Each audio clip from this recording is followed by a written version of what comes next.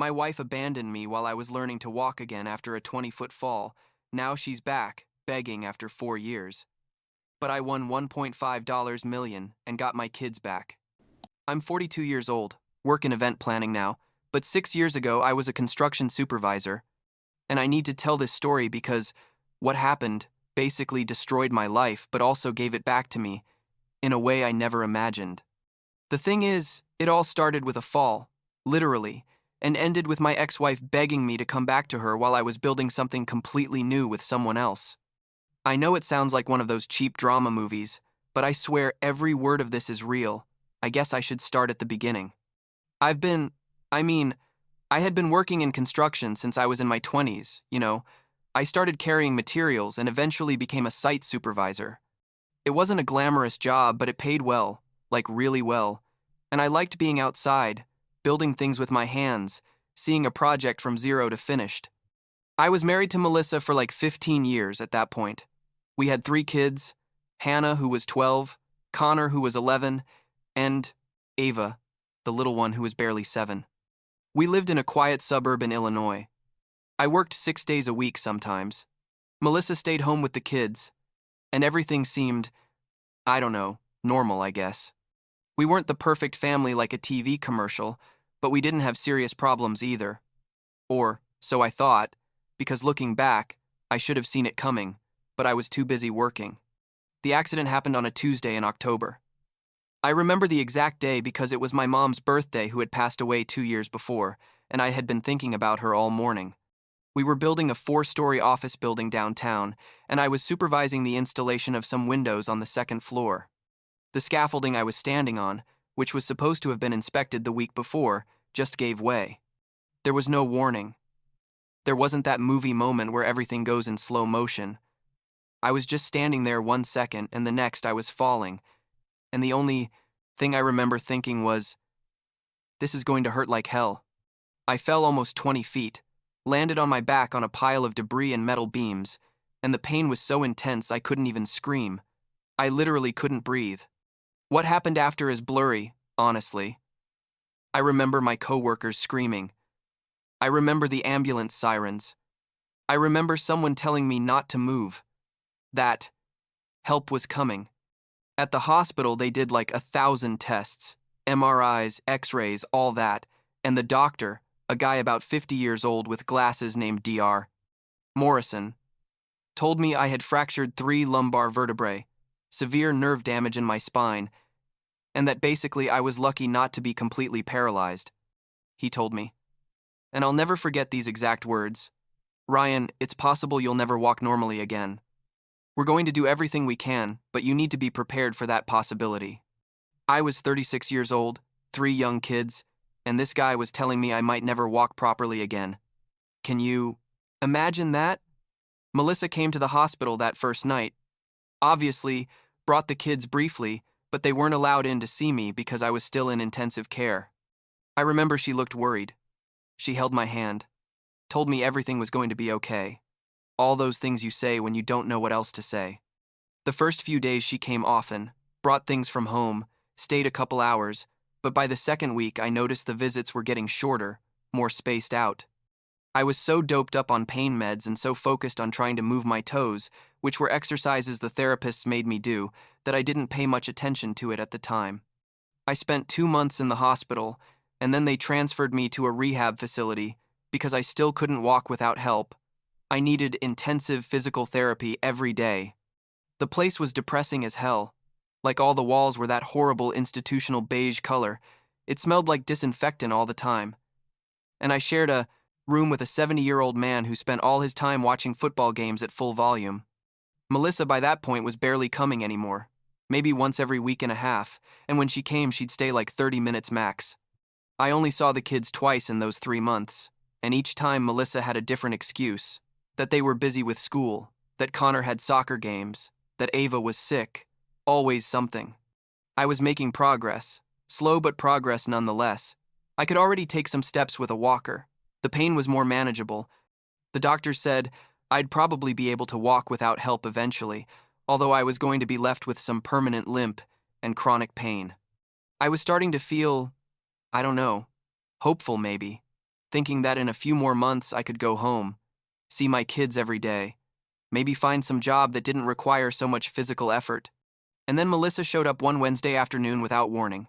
I was in the middle of a therapy session, and she waited for me in my room.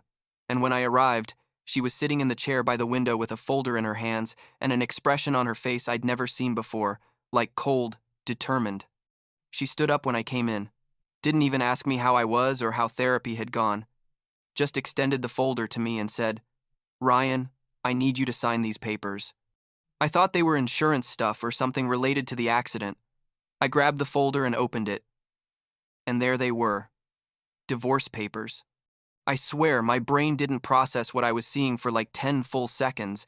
I just stared at the words without understanding them. And then I looked at her and said, "What is this?" And she, calm as if she was ordering coffee, told me, "I can't do this anymore, Ryan. I can't wait for you to get better. I can't live like this.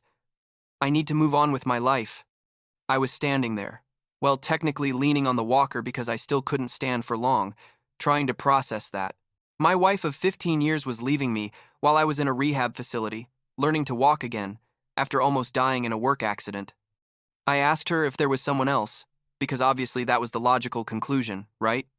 And she at first denied it, said no, that she just needed space, that this had nothing to do with anyone else. But I knew her. We'd been together since she was 22 years old, and I knew when she was lying. I insisted, and she finally admitted yes, that she had met someone, a guy named Trevor, who was a personal trainer at the gym she had started going to like 2 months after my accident. Trevor was 28 years old, 8 years younger than her. No kids, still lived with 2 roommates. But according to Melissa, he made her feel alive again, made her feel young. I couldn't believe it. I mean, I literally couldn't process that this was happening. I told her to please reconsider, to think about the kids, that I was going to get better, that things could go back to how they were before, but she just shook her head and said, "I've already made my decision, Ryan. Please sign the papers to make this easier for everyone." She left that day, and I didn't see her in person again for like 6 months. I signed the papers a week later because my lawyer, a guy named Robert that my brother Scott got me, told me it was better to cooperate, that if I fought, it would only make things more difficult and expensive for everyone. The divorce was finalized 3 months later. She kept the house because I couldn't live there alone in my condition anyway. She got primary custody of the kids because I was technically incapacitated, and I had to pay child support, even though I was unemployed and living on temporary disability benefits. Oh, and here's the best part. Like 2 weeks after the divorce was finalized, Melissa announced she was moving out of state to Indiana specifically, like 3 hours away. Because Trevor had gotten a job at a fancy gym there, she took my 3 kids, Hannah, Connor, and Ava, and I couldn't do anything to stop it because legally she had custody and the right to move.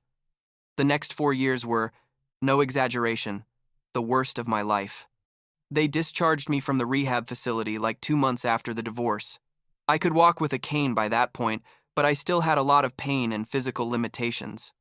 I had no house, no job, almost no money, because everything had gone to medical expenses that insurance didn't cover and lawyer fees. So I moved in with my brother Scott. Scott was like 44 years old at that point. He's an electrician, also divorced but no kids, lived in a 2-bedroom apartment not far from where I used to live. The guy basically saved my life. He let me stay in his extra room without asking for rent, helped me with medical appointments, forced me to do physical therapy exercises when I just wanted to stay in bed all day. The worst of everything, worse than the physical pain, worse than the financial situation, was not seeing my kids. Melissa let me talk to them on the phone once a week.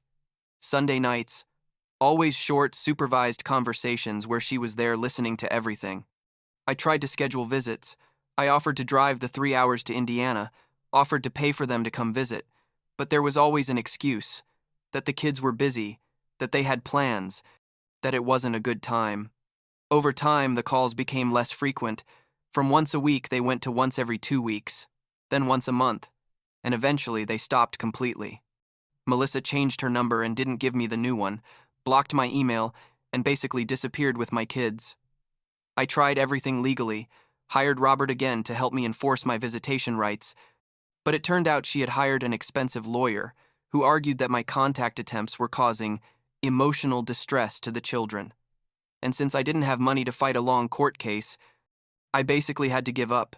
It was 4 years without seeing Hannah, Connor, and Ava. 4 years without knowing how they were growing up, without being there for their birthdays, without helping them with homework, without seeing them play sports or act in school plays. Every day, I wondered if they remembered me, if Melissa had told them some twisted version of the story where I was the villain who had abandoned them, if they ever thought about me.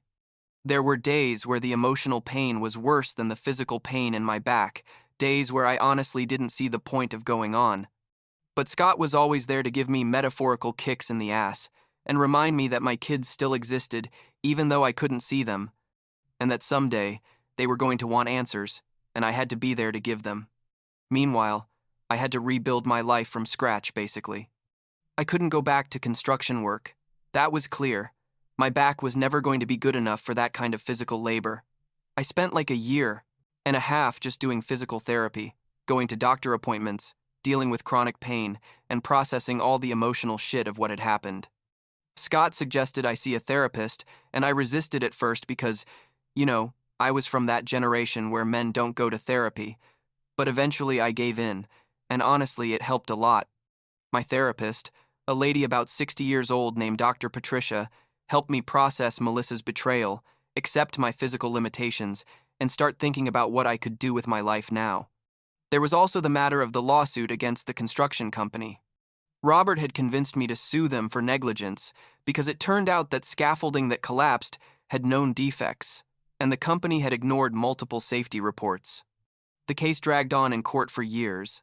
Like every hearing got postponed, every negotiation failed. The company had a team of expensive lawyers who basically tried to tire us out until we gave up. But Robert didn't give up, and neither did I. Because honestly, it was the only thing I had left, the only possibility of having some financial stability eventually.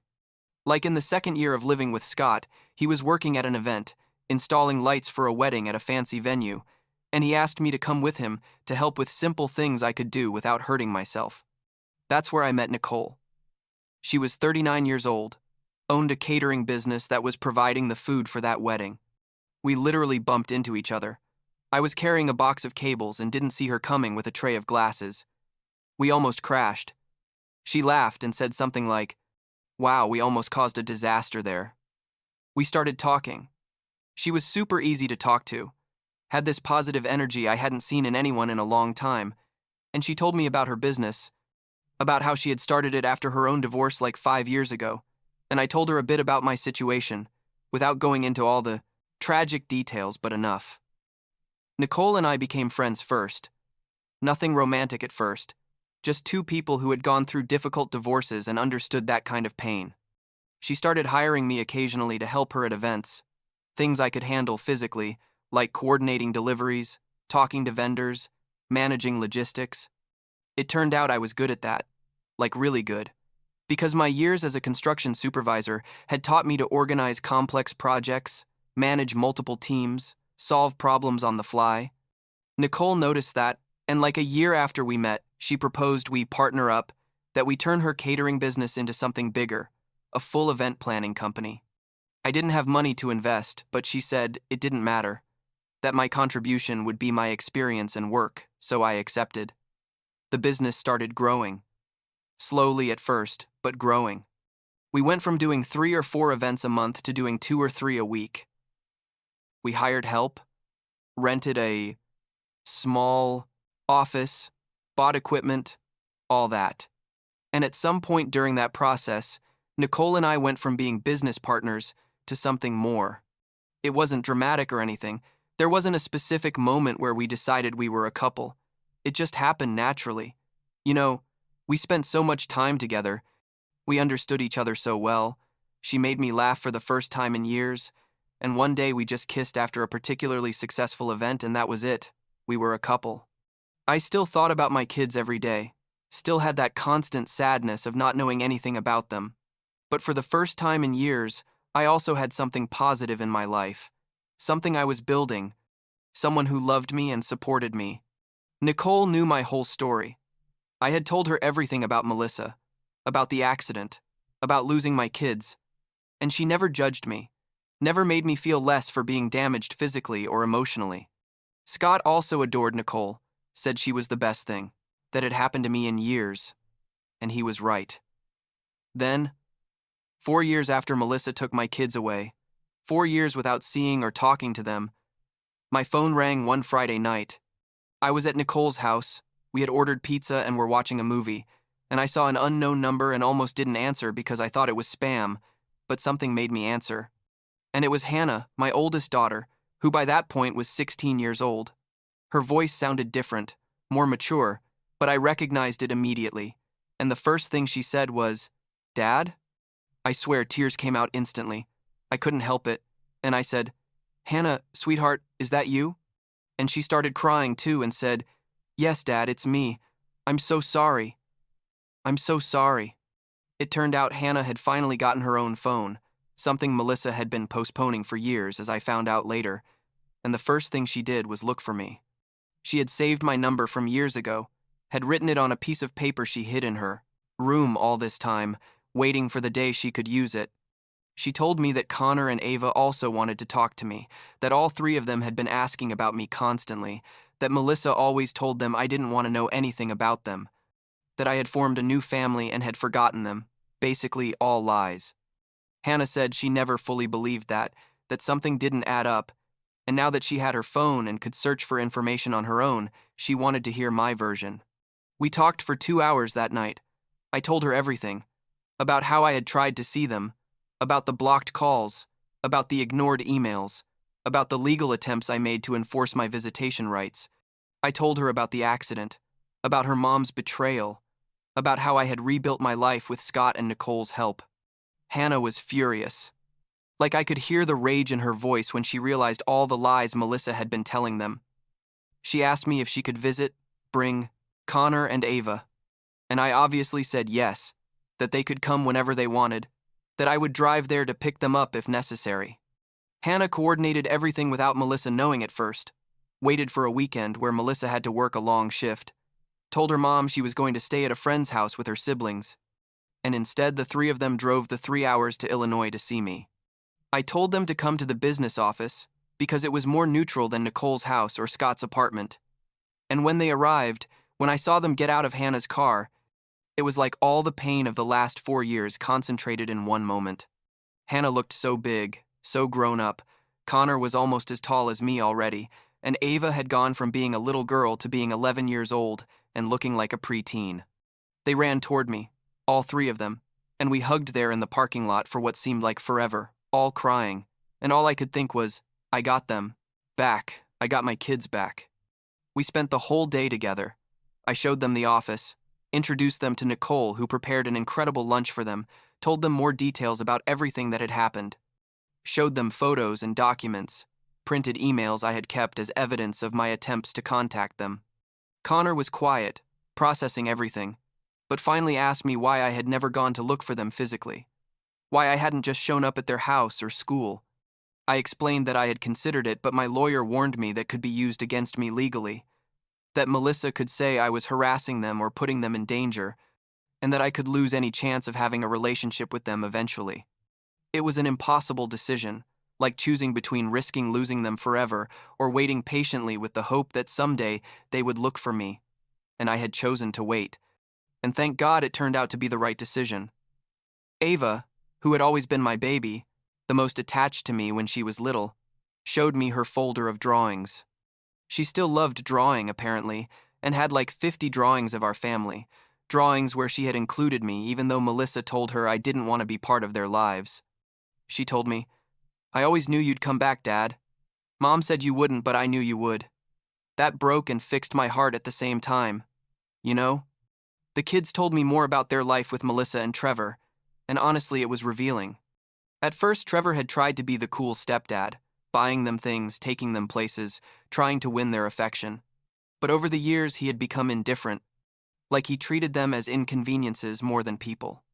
Melissa worked all the time, according to them, at an office job she hated but needed because Trevor didn't earn enough with his personal trainer job. The relationship between Melissa and Trevor was tense. They argued a lot, and Hannah confessed to me that I thought her mom wasn't happy, that she probably regretted many decisions but was too proud to admit it. We established a plan to stay in contact. Hannah was going to call me regularly. We were going to do video calls, and they were going to visit me when they could coordinate transportation without Melissa knowing. I didn't like the part about lying to their mom, but the kids explained that if Melissa found out, she'd probably take away their phones and punish them, and they didn't want to risk losing contact with me again. I promised them that eventually we were going to fix this legally, that I was going to fight to have an official relationship with them, but for now, this was the best we could do. Like 2 months after that first reunion, something happened that basically changed the whole dynamic. Trevor, the super personal trainer who was 32 years old by that point, left Melissa. It turned out he had been having an affair with a TikTok influencer who was like 24 years old that he met at the gym, a girl who uploaded workout videos and had like 200,000 followers. Trevor moved in with her literally overnight, left Melissa with everything. The rent, the bills, the kids who weren't even his, everything. Hannah told me all this over the phone, almost laughing at how ironic the situation was, like the same thing Melissa had done to me, Trevor had done to her. Melissa was devastated according to the kids, cried all the time, didn't go to work, basically had a complete emotional breakdown. And then, like 3 weeks after Trevor left, Melissa showed up at my office.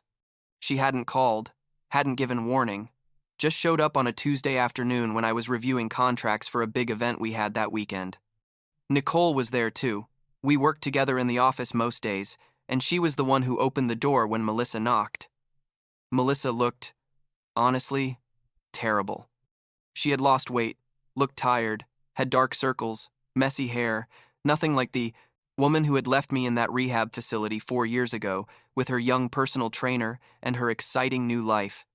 She asked me to talk alone, and I told her no. That anything she had to say she could say in front of Nicole, and Melissa was uncomfortable but agreed. She started with a clearly prepared speech about how she had made a terrible mistake, about how she should never have left me, about how I was the love of her life and father of her children, about how Trevor turned out to be a mistake, about how she wanted us to be a family again. I let her talk without interrupting, and when she finished, I asked her, "Are you done?" And she nodded, hopeful, as if she thought I was going to say yes, that everything was forgiven, that we could start over. I told her no. I told her that she had destroyed our family when she left me at my most vulnerable moment, that she had taken my children from me for 4 years, that she had lied to them about me constantly, that she had ignored every attempt I made to be part of their lives. I told her that I had rebuilt my life, that I had a successful business, that I had Nicole who loved me and supported me in ways she never did, and that there was no longer room for her in my life except as co-parent of our children. Melissa started crying, begging, saying she had changed, that she had learned her lesson, that Trevor had used her the same way she had used me, and now she understood how she had made me feel. And I told her, "Look, Melissa, I'm sorry Trevor hurt you. I really am. Nobody deserves that. But the fact that you now understand how it feels to be betrayed doesn't change what you did to me. It doesn't cancel 4 years of not seeing my kids, 4 years of them thinking I didn't want them, 4 years of pain I could have avoided if you had simply been honest with them. So no, we're not going to be a family again.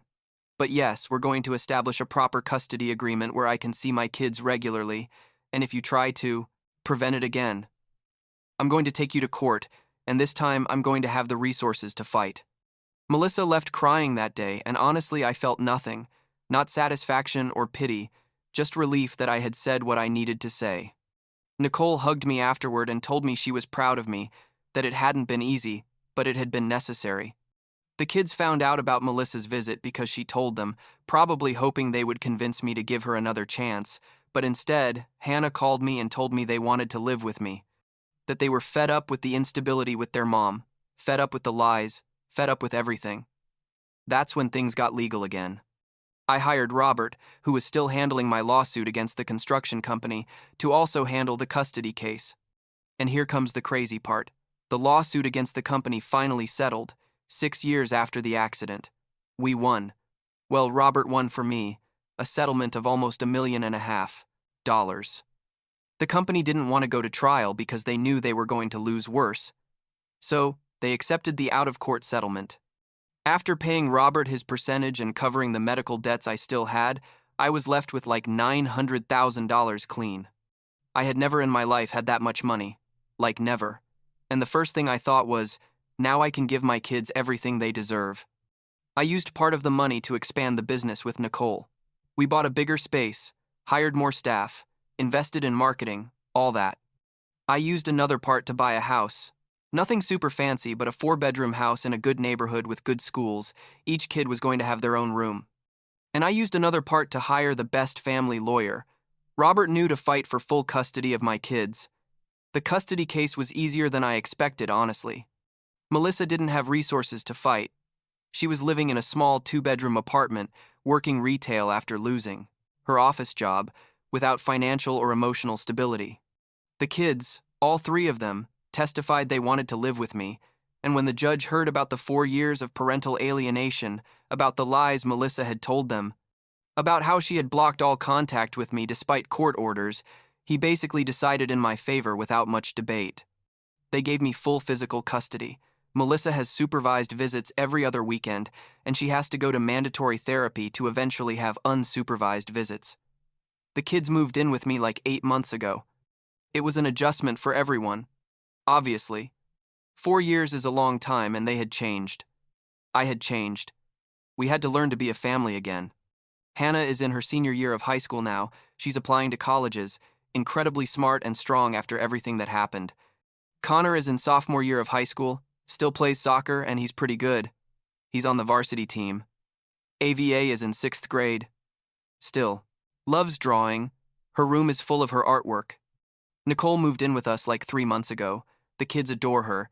She's incredible with them. And we're talking about getting married eventually, but there's no rush, you know. We're taking things step by step. Melissa moved back to her hometown, like 2 hours from here. Works at a department store or something like that as far as I know. The kids see her according to the visitation agreement, but the visits are still tense. There's a lot of resentment on their part that's probably going to take years to resolve. If it ever resolves, I don't feel hatred toward her, honestly. I just feel, I don't know, pity, maybe. She sacrificed her family for something that turned out to be false, for a fantasy of youth and passion that lasted 4 years before exploding in her face, and now she's alone without much to show for all that. The business is going incredibly well. We just signed a contract to handle all the corporate events for a big company in Chicago. Like events with budgets of $50,000 or $60,000, serious stuff. Nicole and I are talking about opening a 2nd location next year. My back still hurts every day. It's probably going to hurt for the rest of my life. I walk with a slight limp that's more noticeable when I'm tired. But it doesn't define me anymore, you know? It's just part of who I am now, along with everything else. Last week, Hannah asked me if I'll ever completely forgive her mom for what she did. I told her I honestly didn't know. That forgiving doesn't mean forgetting or pretending things didn't happen. And that maybe someday I'll get to a point where I can let it go completely. But there was no rush to get there. She understood. Told me she wasn't sure if she could forgive her mom yet either, and that was okay, that we were all processing things at our own pace. Connor is in therapy, working through some abandonment issues he has. Ava also sees a therapist who helps her with her anxiety. We're a rebuilt family. Like literally. Put together from broken pieces, but together again, and I guess that's enough for now.